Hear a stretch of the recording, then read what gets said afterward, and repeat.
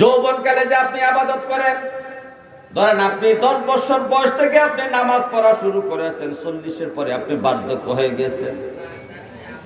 যৌবনকালে আপনি ওযু সুন্দর করে করেছেন, ওযুর মধ্যে কোনো ত্রুটি বিচ্যুতি নাই। ওযুর সুন্নত, ওযুর ফরজ, ওযুর সুন্নত তরিকা অনুযায়ী, নবীর তরিকা অনুযায়ী আপনি সুন্দর করে ওযু করতে জানেন। ঠান্ডা পানি, মাঘ মাসের পানিও আপনার কোনো সমস্যা হয় না, কারণ আপনার যৌবনকাল চলতেছে। যখন আপনি বৃদ্ধ হয়ে গেলেন, বার্ধক্যকালে চলে গেলেন, তখন আপনার ঠান্ডা সমস্যা হয়, ঠান্ডা পানিতে আপনি ভয় পান। ওযু করতে গেলে আপনার একটু পানির সমস্যা, ঠিক মতো ওযুর সময় পানিটা আপনি দিতে পারেন নাই। মাঘ মাসের বরফের মতো পানি, শীতল পানি, আপনি শীতল পানিটা দিতে যাইয়া দেখা গেল ওযুর মধ্যে একটু ত্রুটি হয়ে গেল, সামান্য পশমের গোড়া ভিজে নাই, কিন্তু আপনি জানেন না।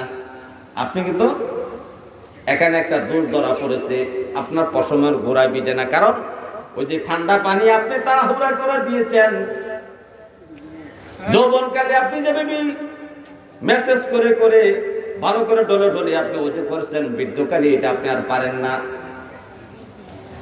এখন ওযুর মধ্যে সমস্যা হয়েছে। এখন ওযু করলে তো ওযুর সওয়াব দেওয়া হয়। ফেরেশতারা আল্লাহর কাছে প্রশ্ন করে, রব্বে কারীম, আপনার এই বৃদ্ধ বান্দা ওযু করতে যেয়ে ডিস্টার্ব করে ফেলেছে, অথচ সে জানে না। এখন কি করব? ওযুর মধ্যে ত্রুটি ধরা পড়েছে, এখন ওযুর সওয়াব তার আমলনামায় লিখব কিনা? আমার আল্লাহ ফেরেশতাকে বলবে, ফেরেশতা রে, আমার এই বান্দা যৌবনকালের আমলের দিকে তাকাও, দেখো আমার বান্দা যৌবনকালের 30 বছর আমলের মধ্যে ওযু ঠিক মতো করছে কিনা। ফেরেশতারা বললেন, রব্বে কারীম, আপনার এই বান্দা 10 বছর বয়স পর্যন্ত শুরু থেকে ভালো করে ওযু করে নামাজ পড়তো। তো আমার আল্লাহ বলবেন, আমার বান্দা যত যৌবনকালটা ঠিক মতো ইবাদতের কাজে লাগাইছে, ওযু করার মধ্যে সুন্দর করে ওযু করেছে, ওযু করার জন্য, তাহলে আমার বান্দার এই যৌবনকালের ইবাদতের হিসাব অনুযায়ী বৃদ্ধ বয়সে ওযুর হিসাবের সওয়াব এক সমান দিয়া দাও।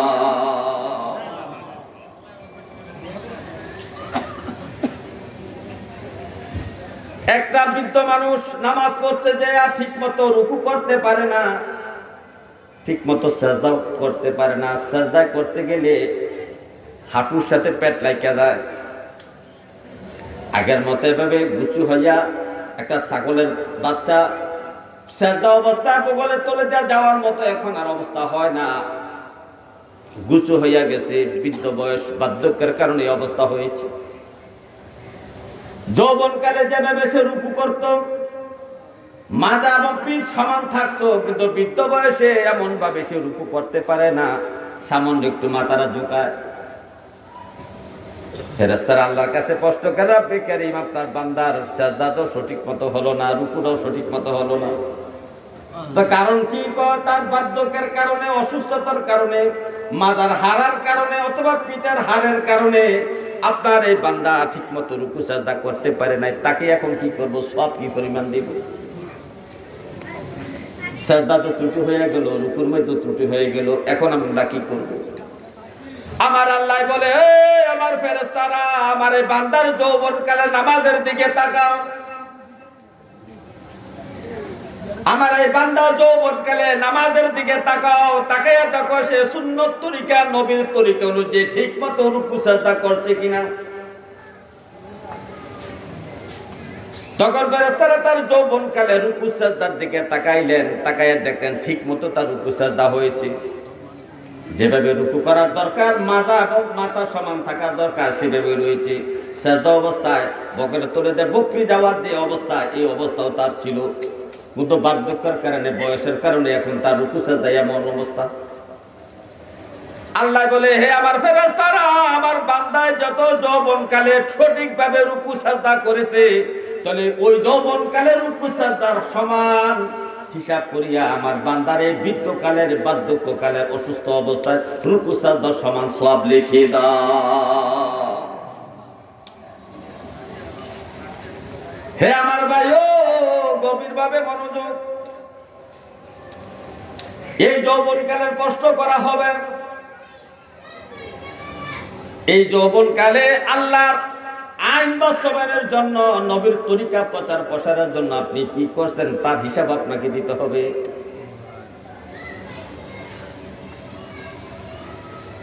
আল্লাহ আইন করেছে মদ খাওয়া হারাম। নবীজি মসজিদে নববীতে ঘোষণা দিয়েছেন মদ হারাম। মদ হারাম হওয়ার অনেকগুলো ধাপ অতিবাহিত করে ফাইনাল ভাবে হারাম হয়েছে। এর আগে সিস্টেম আস্তে আস্তে আস্তে আস্তে করে মদ হারাম করা হয়েছে। যখন ফাইনাল ভাবে রায় হয়ে গেল মদ খাওয়া হারাম, তখন মদিনার যুবক সাহাবারা এই মদকে হারাম করার জন্য, মানুষ মদ থেকে দূরে থাকার জন্য সবচেয়ে বেশি শ্রম দিয়েছেন, পরিশ্রম করেছেন। যাকাত আদায়ের জন্য যখন আল্লাহ আয়াত নাযিল করলেন যাকাত ফরজ, যাদের নিসাব পরিমাণ সম্পদ থাকবে তারা যাকাত দিতে হবে। এই যাকাতের সম্পদ গরিব মিসকিনের হক, এই হকটা আদায় করা ফরজ। তখন এই আল্লাহর আইনটা বাস্তবায়নের জন্য সবচেয়ে বেশি পরিশ্রম করেছেন যুবক সাহাবারা। বুদ্ধি পরামর্শ দিয়েছেন বয়স্ক সাহাবারা, কিন্তু কাজটা বাস্তবায়ন করেছেন, আল্লাহর আইন প্রতিষ্ঠা করেছেন যুবক সাহাবারা। এই যৌবনকালের অনেক দাম, এই যৌবনকালের অনেক দাম। এই যৌবন সম্পর্কে আপনাকে 2 নম্বর প্রশ্ন করবে, হে আমার বান্দারা, তোমার এই 10 থেকে 40 পর্যন্ত 30 বছরের যৌবনকালের হিসাব দাও। এই যৌবনকালটা তুমি কি কাজে নিয়োজিত রেখেছিলা? 3 নম্বর প্রশ্ন হলো,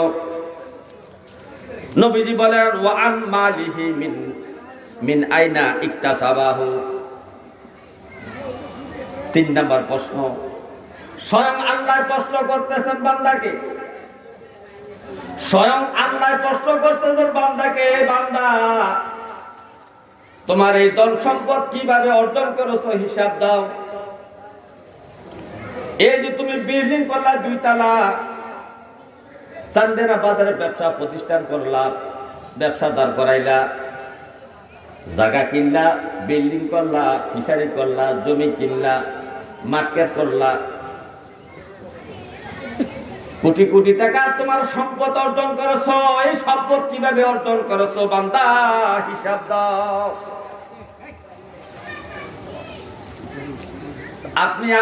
আমি মনে করেছি সম্পদের করে হিসাব নাই। যে যত পারে সম্পদ অর্জন করো, সম্পদের মনে হিসাব নাই। আর এই বাংলাদেশের সরকারও তো সম্পদের হিসাব নেওয়া শুরু করেছে, কে কত সম্পদের মালিক, কে কতটুকু ট্যাক্স দেওয়া দরকার। সম্পদ অনুযায়ী আপনাকে ট্যাক্স দিতে হবে, সম্পদ অনুযায়ী সরকারকে খাজনা দিতে হবে। দুনিয়ার সরকার যদি আপনার এই সম্পদের হিসাব নেয়, তাহলে আল্লাহ কেন আপনার হিসাব নেবে না? 3 নম্বর প্রশ্ন হলো, হে আমার বান্দারা, তুমি যে এত সম্পদ অর্জন করেছো, কিভাবে অর্জন করেছো, কোন পথে অর্জন করেছো, হিসাব দাও। এই হালাল পথে সম্পদ অর্জন করেছো না হারাম পথে অর্জন করেছো, সুদের মাধ্যমে করেছো না হালাল পন্থা ব্যবসা বাণিজ্যের মধ্যে তুমি সম্পদ অর্জন করছো, হিসাব দাও। আচ্ছা বলেন ভাই, আপনার যে এত সম্পদ, আপনার আব্বার মৃত্যুর সময় আপনার কিন্তু এত সম্পদ আপনার ছিল না। আপনার বাবার কাছ থেকে 5 ঘন্টা জমি আপনি পেয়েছেন, অথবা একটা ব্যবসা প্রতিষ্ঠান পেয়েছেন, কিন্তু আজকে ব্যবসা প্রতিষ্ঠান আপনার 5টা, আপনার আজকে 50 খানি জমি হয়েছে, 10 খানি জমি আপনি সম্পদ জোড়াইছেন। এই সম্পদ আপনি কিভাবে জোড়াইলেন, এই হিসাবটা আমার আল্লাহর কাছে দিতে হবে।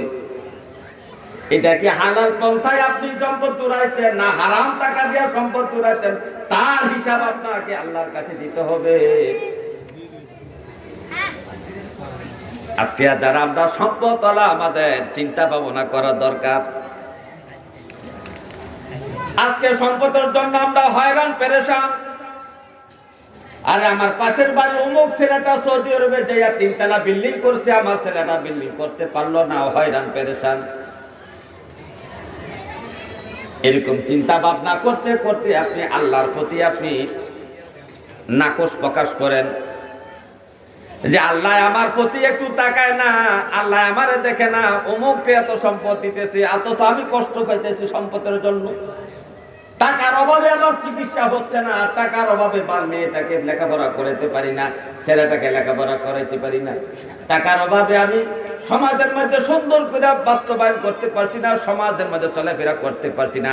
এরকম টেনশন করতে করতে আল্লাহর প্রতি আপনার নাকশ চলে আসছে, আল্লাহর প্রতি আপনার অনাস্থা চলে আসে।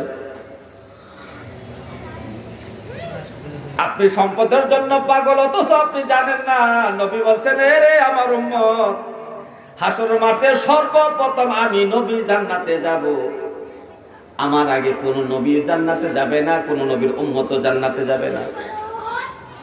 আর আমি যখন জান্নাতে যাব তখন আমার পিছনে যে বাহিনীটা থাকবে, এই বাহিনীটা হলো জগতের মধ্যে সবচেয়ে বেশি গরিব উম্মত যারা ছিলেন, সেই উম্মত আমার পেছনে পেছনে জান্নাতে যাবে।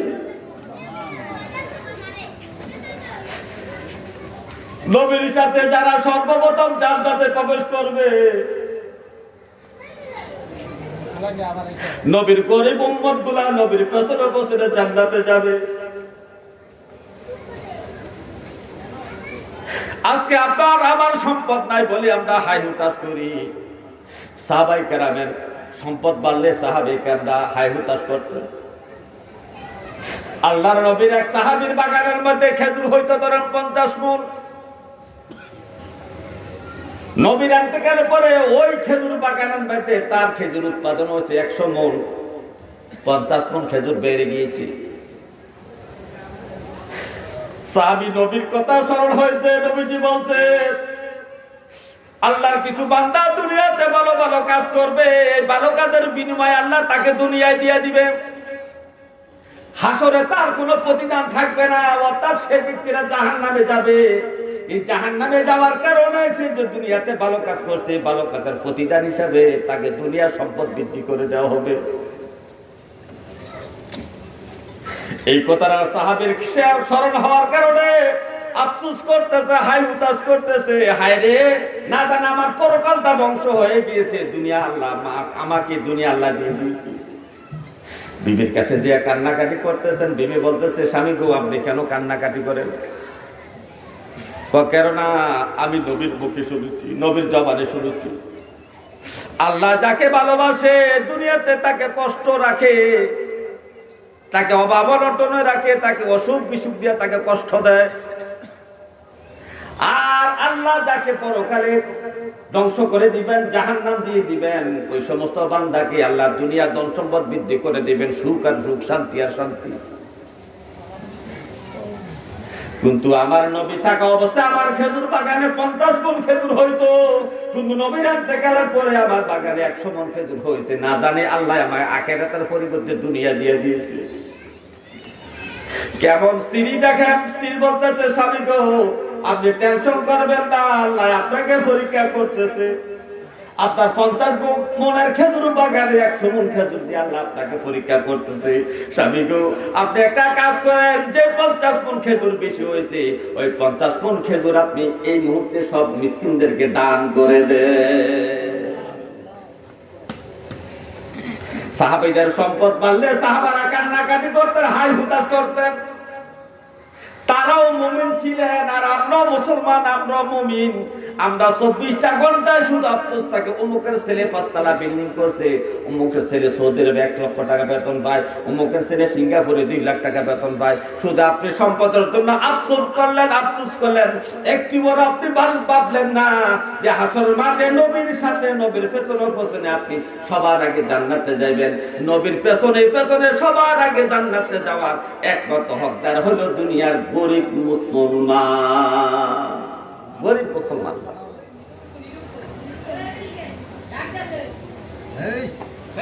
হে আমার ভাইও, আজ থেকে আমরা তওবা করব, কখনো অন্যের সম্পদের প্রতি আমরা লোভ করব না, হিংসা করব না।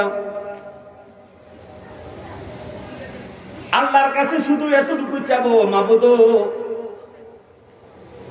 ধন সম্পদের মালিক আপনি, রিজিকের মালিক আপনি, হায়াতের মালিক আপনি, ইজ্জতের মালিক আপনি, মৌতের মালিক আপনি। আমার মালিকও আপনি, আপনি আমার মালিক, আমরা আপনার গোলাম, আমরা আপনার দাস। মাবুদ, আমার যা কিছু প্রয়োজন দুনিয়া চলাফেরা করার জন্য, সংসার জীবন যাপন করার জন্য, ছেলে মেয়ে নিয়ে জীবন যাপনের জন্য যতটুকু আমার প্রয়োজন ততটুকু সম্পদ আপনি আমাকে দেন। আমাকে দুনিয়ার মানুষের মোকাফেকি বানাইয়েন না, আমি আপনার মোকাফেকি থাকতে চাই। এতটুকু নামাজ পড়ে পরে আল্লাহর কাছে কান্না করে খোদার কসম করে বললাম, আপনাকে দুনিয়ার কোনো মানুষের মোকাফেকি আল্লাহ বাড়াবে না। আপনার সংসারের যতটুকু চালের দরকার, যতটুকু আটার দরকার, যতটুকু টাকার দরকার, সব কিছু টাকা আপনার মাধ্যমে, আপনার সন্তানের মাধ্যমে, কোনো না কোনো মাধ্যমে আল্লাহ সব কিছু সুব্যবস্থা করে দিবি। হে আমার ভাইও, হাসর মাঠে আল্লাহ তাআলা প্রশ্ন করবে, বান্দা তোমার এই সম্পদ কিভাবে কামাই করছো একটু হিসাব দাও। এখন আপনি হিসাব দিতে যাইয়া যদি বলেন, আল্লাহ আমি সুদে টাকা লাগাইছিলাম, সুদে এই হিসাব, এত টাকা আমার সুদে বাঁচছে, আমি চাকরি করতে যাইয়া চাকরি দেওয়ার লোভ দেখাইয়া ঘুষ খাইছি এত লক্ষ টাকা, কত কোটি টাকা, চলছে না এরকম? আমার এই বাংলাদেশে বিসিএস ক্যাডার বানানোর জন্য ঘুষ খায়, এমবিবিএস ডাক্তার বানানোর জন্য ঘুষ খায়। এমবিবিএস ডাক্তার লেখাপড়া করবে, আজ থেকে 20-30-40 বছর আগের এমবিবিএস ডাক্তাররা যতটুকু মেধাবী হয়, বর্তমানে এমবিবিএস ডাক্তাররা 60%-1 মেধা নাই। আগের যুগের এমবিবিএস ডাক্তাররা মানুষের জিহ্বা দেখে রোগ নির্ণয় করতে পারতো, পেটের মধ্যে আঘাত করে, পেটের মধ্যে স্পর্শ করে রোগ নির্ণয় করতে পারতো, হাতের পালস দেখে রোগ নির্ণয় করতে পারতো। কিন্তু বর্তমানে এই ডাক্তারগুলা যারা বিসিএস মেডিকেল করতেছে, যারা বিসিএস করতেছে, যারা মেডিকেলে পড়তেছে, তাদের মধ্যে শুধু ধোঁকাবাজি হওয়ার কারণে, ঘুষের কারণে, ঘুষের টাকা দিয়া, ঘুষ দিয়া নাম্বার বাড়াইয়া পাস করে করে ডাক্তার হচ্ছে। তারা পরীক্ষা নিরীক্ষা ছাড়া কোনো রোগ ধরতে পারে না, সঠিকভাবে চিকিৎসা করতে পারে না। এই জন্য এখন যুবক শ্রেণীর যে ডাক্তার, ইয়াং বয়সের ডাক্তারদের কাছে না যাইয়া মানুষ এখন বয়স্ক ডাক্তার খোঁজে, ঠিক নেই? এখন বয়স্ক ডাক্তারের কাছে যাইতে চায় মানুষ। যে দেশের ডাক্তারও ডাক্তারি পাস করা হয় টাকা দিয়া, ডাক্তারের সেশন উন্নতি করার জন্য 1 বছর থেকে 2য় বছর, 2য় থেকে 3য় বছর উত্তীর্ণ হওয়ার জন্য যে দেশে ঘুষ চলে, ওই দেশে ডাক্তারের কি অবস্থা হবে বলেন? যে দেশে বিসিএস ক্যাডার হওয়ার জন্য ঘুষ দিয়া তারা পাস করে, নাম্বার তারা ঘুষ দিয়া তারা নাম্বার বৃদ্ধি করে বিসিএস ক্যাডার হয়, ওই সমস্ত অফিসাররা বড় বড় অফিসের বস হইলে, ইউনুর হইলে, টিউনো হইলে, তাদের দ্বারা দেশের দুর্নীতি কি পরিমাণ হবে একটু চিন্তা করে দেখেন। এই দেশে প্রত্যেকটা সেকশনে হারাম কামাই, হারাম কামাই, হারাম কামাই, হারাম কামাই করতে করতে দেশটা সয়লাভ হয়ে গিয়েছে। হে আমার ভাইও, আজকে থেকে আমরা ওয়াদা করব, রব্বে কারীম আমাদের দ্বারাও হারাম কামাই করাইয়েন না, আমাদের বংশধর, আমাদের নাতি পুতি ছেলে মেয়ে দিয়ে কোনো হারাম কামাই করাইয়েন না। আল্লাহ, আপনি তো কত মানুষকে হালাল পন্থায় বড়লোক বানাইছেন। আপনি হযরত ওসমান গনিকে বড়লোক বানাইছেন হালাল টাকা দিয়া, হযরত আনাসকে কোটিপতি বানাইছেন হালাল টাকা দিয়া। এটা আপনি শতে শতে আপনার মুমিন মুত্তাকিন মুমিন বান্দাদেরকে বড়লোক বানাইছেন হালাল টাকা দিয়া। ইমাম আবু হানিফা রাহমাতুল্লাহ আলাইহি তৎকালীন যুগে সর্বশ্রেষ্ঠ ধনীর ব্যক্তি ছিলেন হালাল টাকার ইনকামের দ্বারা। হুজুরে গাউসে পাক আব্দুল কাদের জিলানী রাহমাতুল্লাহ আলাইহি তখনকার যুগের সর্বশ্রেষ্ঠ ধনী ব্যক্তি ছিল, হালাল টাকা দিয়া। এইভাবে হাজারো হাজারো ওলি আল্লাহর জীবনী পাওয়া যায়, শত শত সাহাবীদের জীবনী পাওয়া যায়, যারা হালাল টাকা দিয়া বড় বড় বিজ্ঞান হয়েছেন, রিসপেন হয়েছেন, ধনী ব্যক্তি হয়েছেন। যদি আল্লাহ যদি তাদেরকে হালাল টাকা দিয়া বড়লোক বানাইতে পারে, তাহলে আপনাকে আমাকে কেন হালাল টাকা দিয়া বড়লোক বানাইতে পারবে না? কিন্তু আপনি আমি তো আল্লাহর কাছে কোনোদিনও চাই নাই। তাহলে চিন্তা করতে হবে, আপনি যে কামাই রুজি করেন আজকে সংসার চালানোর জন্য, ছেলে মেয়ে বৌজি বিবি বাল বাচ্চা আত্মীয় স্বজন মা বাপ লালন পালন করার জন্য যে কামাই করতেছেন, কামাইটাকে হালাল পন্থায় করতেছেন না হারাম পন্থায় করতেছেন, জবাব দিতে হবে আল্লাহর কাছে। দরের হাদিস কিতাবের মধ্যে উল্লেখ আছে, স্বামী বিরুদ্ধে স্ত্রী মামলা করবে, কি মামলা করবে? রব্বে কারীম আমাকে তিন কথার দ্বারা, তিনটা বাক্যের দ্বারা আমাকে হালাল করে নিয়েছে, বিবাহ বন্ধনে আবদ্ধ করেছে। তার উপর দায়িত্ব ছিল আমাকে হালাল কামাই রুজি করে আমাকে লালন পালন করা। কিন্তু আমার স্বামী সারাটা জীবন অবৈধ টাকা কামাই করে বড় লোক হয়েছে, আমাকে খাওয়াইছে। এই যেতে অবৈধ টাকা আমাকে খাওয়াইছে, অবৈধ হারাম টাকা, তো রিজিকও হারাম। হারাম টাকা দিয়ে যে চাল কিনবে সেই চালও হারাম, হারাম টাকা দিয়ে যে মাছ কিনবেন সেই মাছটাও হারাম। এই যে আমাকে হারাম খাবারটা খাওয়াইলো আমার স্বামী, আমি তোমার কাছে বিচার চাই, আমার স্বামীর তুমি বিচার করো। আবার কিছু কিছু স্বামী স্ত্রীর কাছে দৌড়াবে, সন্তানের কাছে দৌড়াবে, সন্তান রে আমার জন্য আল্লাহর কাছে একটু সুপারিশ করো, আমি কত কষ্ট করে তোদেরকে দুনিয়াতে লালন পালন করছি। এই যে আমি হারাম ভাবে কামাই করেছি, ধোঁকা দিয়া মানুষকে সম্পদ অর্জন করেছি, ব্যবসা করতে যে ধোঁকা দিয়েছি, কৃষিকাজ করতে যে ধোঁকা দিয়েছি, সমাজে চলাফেরার নেতৃত্ব দিতে যে মানুষকে ধোঁকা দিয়েছি, এই ধোঁকা দিয়া তোদেরকে খাওয়াইছি, তোমাদেরকে লালন পালন করেছি, আল্লাহর কাছে একটু সুপারিশ করো। সন্তান বলে, আমার বাবা আপনি আমাদের জীবনটা ধ্বংস করে দিয়েছেন, হারাম খাবার খাওয়াইয়া আমাদের ইবাদত গুলা ধ্বংস করে দিয়েছেন, আমাদের আজকে হাসরের মাঠে আমাদের উপায় নাই। আপনাকে কে বলছে হারাম টাকা কামাই করে আমাদেরকে বড় লোক বানানোর জন্য? আমরা কি কোনোদিন আপনাকে বলছিলাম সুদের টাকা লাগাইয়া বিজনেস করেন, সুদের টাকা লাগাইয়া ব্যবসা বাণিজ্য বাড়াইয়া দেন? এই কথা তো আমরা কোনোদিন আপনাকে বলি নাই। বাবা আপনি কেন এই অন্যায়টা করলেন? তার জন্য আপনি দায়ী, বরঞ্চ আল্লাহর কাছে বিচার চেয়ে রব্বে কারীম আমরা এ থেকে আমরা নিরাপদ চাই, বাবার পাপের জন্য আমরা আপনার কাছে নিরাপদ চাই। সুতরাং আমার বাবার বিচার করো, কেন সে হারাম টাকা কামাই করে আমাদেরকে খাওয়াইলো। এমনও বিচার সন্তান আল্লাহর কাছে চাবে হাসর। যে সন্তানের জন্য আপনি এত কিছু করলেন, যে বিবির জন্য আপনি এত কিছু করলেন, সেই বিবিও আপনার বিপক্ষে সাক্ষী দিবে। হে আমার ভাইও, 3 নম্বর প্রশ্ন হলো কিভাবে সম্পদ কামাই করছেন হিসাব দিতে হবে। 4 নম্বর প্রশ্ন হলো